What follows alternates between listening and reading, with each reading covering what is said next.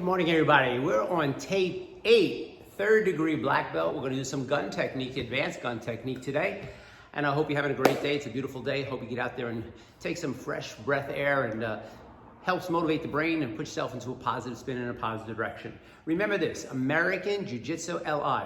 Our Facebook group page is called that. Our Instagram is called that. And also our YouTube link, American Jiu-Jitsu LI. Please, when you go to YouTube, make sure you like and subscribe to it.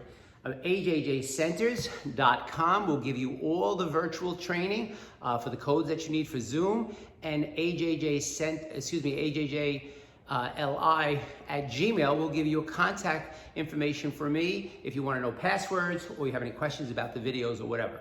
Okay. Today again, I'm blessed to have Shion, Kathy, and Billy helping me with these videos. We put these up on Facebook every morning, and also on full library on YouTube. So we're keeping the tapes under 10 minutes because they seem to be more desirable at that point. So we're gonna break this up into a couple of segments. We did a little gun techniques on tape 7. We're gonna do a little bit more on 8. 8's gonna have about 3 or 4 gun tapes attached to it. There's a lot of gun work at third degree level. All right, so this technique is when a person comes up and kind of, it might be like a stick up type thing, or it's definitely a control thing where the gun is put to the side of the person's head. And you'll see that when learning this technique, it takes a technique that we learned all the way at green belt, and now it makes that technique make that much more sense.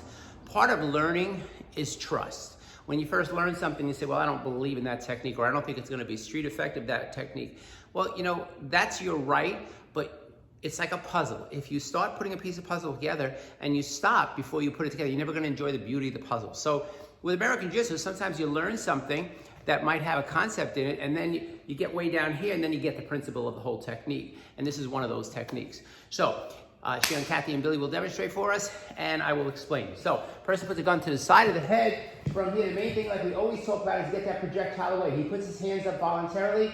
He strikes to the inner part of the hand, moving that gun away. Chops with a chop to the carotid artery, which, if you know anything about that, within 2 seconds, less than that, will knock a person right out, because it takes the blood to the brain and just shuts the person down. It's less lethal, but yet quicker as a shutdown technique than a windpipe technique. From here, after he does that, he comes through and he goes to break the person's arm. Now, one of two things is gonna happen here. Notice how he has control of the gun. When he went to break the gun, either she's gonna hold on to that gun and that armbar is gonna work beautifully, or she's gonna feel the pain on her elbow, she's gonna let go of the gun. Bonus, we got the gun. All right, now from here, he's gonna circle out, push her away. From here, check his weapon, rack his weapon, and now he's got that perfect distancing. Let's look at that one more time. All right, let's look from the other side now so we can see it. Okay? So from here, he strikes to the inner hand, chops right there.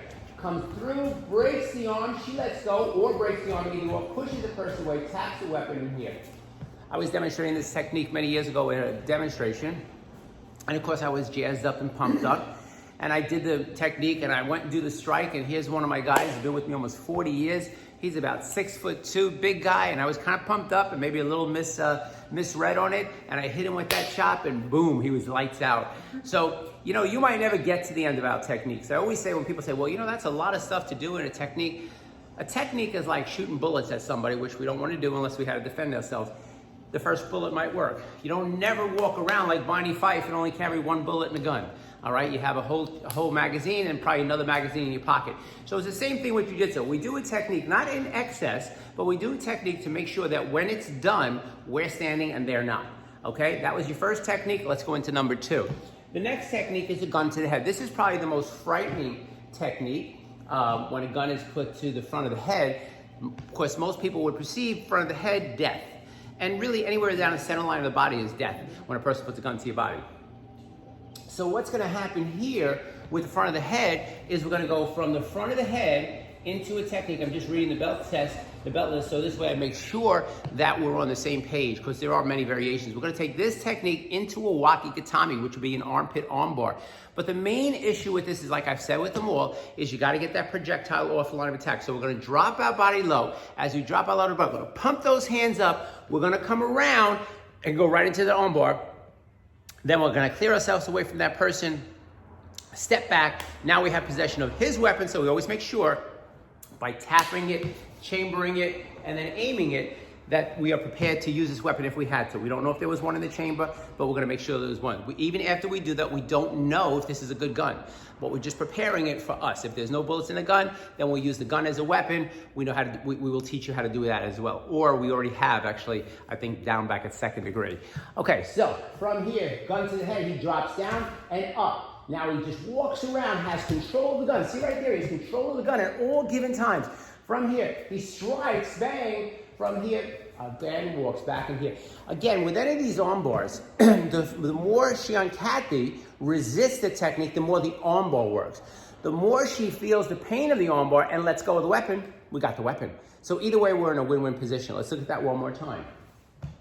Drops, drops, right? Comes around, there's your walkie, boom, there's your strike, taps it, racks it, and right there. Perfect positioning, perfect technique. Okay. Next technique, again, looks like a very compromised situation. And a lot of times say, you know, well, Sensei, where did you come up with these techniques? Most law enforcement agencies that we've trained over the years ask us these questions. When a person asks me a question and I come up with the answer, then I go back to my black belts and I say, well, let me see what you would do in this situation. If it's not naturally instinctive reaction, then what I do is I put the technique and I add it to our belt list. You know, because some of the techniques, there would be thousands and thousands of techniques. Some of the techniques I do not add, and some of the techniques I do add, because I want to make sure that there's a consistency to the movement. And if it's not a natural movement, it becomes a natural movement after it's learned. So what's happening here with a right forearm choke, the person grabbing us a right forearm choke, gun to the right side of the head, and a left forearm choke. We're going to take a technique that we learned way back at Purple Belt. So when a person does this to you, typically, they're going to want to lead you back. Now, we're going to go in the direction they want to go. But what we're going to do is we're going to feed this hand underneath, which the person will not see. You'll see them demonstrate it. And then go right into this Kotegesh Maki. Beautiful technique, works wonders. The first time I do this is somebody who grabs me, becomes a 100% believer. Again, hard to really kind of get the concept on a video.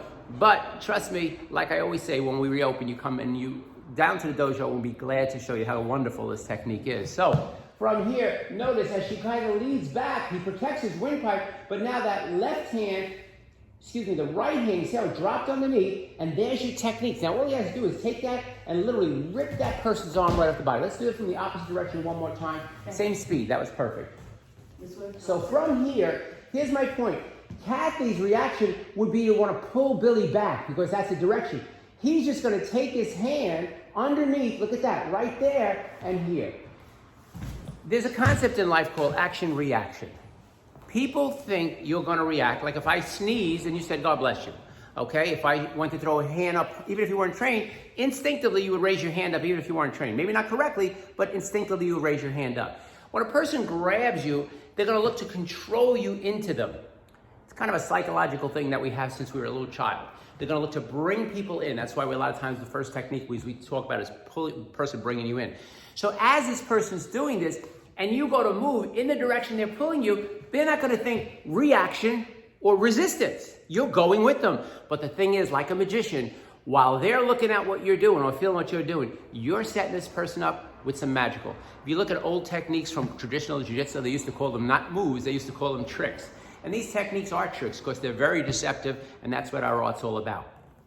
Okay, let's look at another technique where now the person, here was the other question that came, what if the person's not pulling back? What if the person's very tall and they're leaning forward?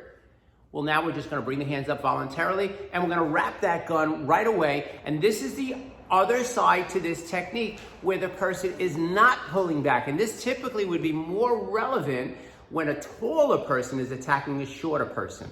So let's look at that. From here, he puts his hands up. From here, takes it, turns it out, walks away, tap, and wrap.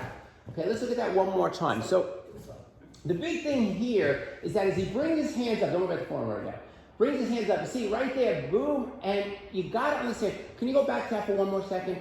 She's behind him, so all she sees is his hands up. The reaction he makes to the gun, action, reaction. There's no way this person's going to think this person's going to twist his gun out of his hand. He thinks he's got you in total submission. And listen, we always say this with a gun or a knife or any kind of weapon. If the person is looking to rob money, especially in this day and age, because they can't eat, give them your money. okay? Nothing is worth becoming a superhero or a super memory, right? This is when you feel your life is threatened and there are no other choices. My black belts know it, anybody who knows me know it. It will always say, when it comes to me, here lies a warrior if my technique failed. But I will not allow my students nor myself to be victimized by somebody who's looking to end my life. The statistic shows and proves that over 90%, there is an exact number which I don't know, but I know it's over 90%, of people that are removed from their original location, like if a woman was in abducting, or a child was in a situation where they want to move, I'm going to drop you off in an alley behind here, people never return. Okay, so there comes a point in time where you got to fight, and words are just not enough. Again, action, reaction. No one's going to expect you to twist that hand and twist that gun right out of the person's hand, and then by the time they do, we'll put the person in submission or finish them off. Okay, let's look at that one more time, okay? His hands come up very natural from here, up, turn, bang, got control of the weapon, loaded, and he's ready to go. Okay. Let's look at that. That's it. All right, that's it for this list, okay? We continuously put these videos on Facebook and YouTube and Instagram every day. American Jiu-Jitsu LI is what you need to remember. Also, the Gmail is AmericanJiu-JitsuLI@gmail, and the website is AJJ Centers to find out all our virtual training and our Zoom codes. Main thing is stay healthy, stay home, stay safe. I do believe the dojo reopening is going to be soon, but in the meantime, stay away from people and stay away from negative people. All right, you got to believe that we're going to come better. We're going to come back stronger and better and wiser. Okay, it's a beautiful day out there. Hopefully, it's a beautiful light day when you're watching this. Get outside, get some good positive breaths to get some good energy. We always appreciate watching our video. Thank you so much. Thank you, Kathy and Billy, for assisting us.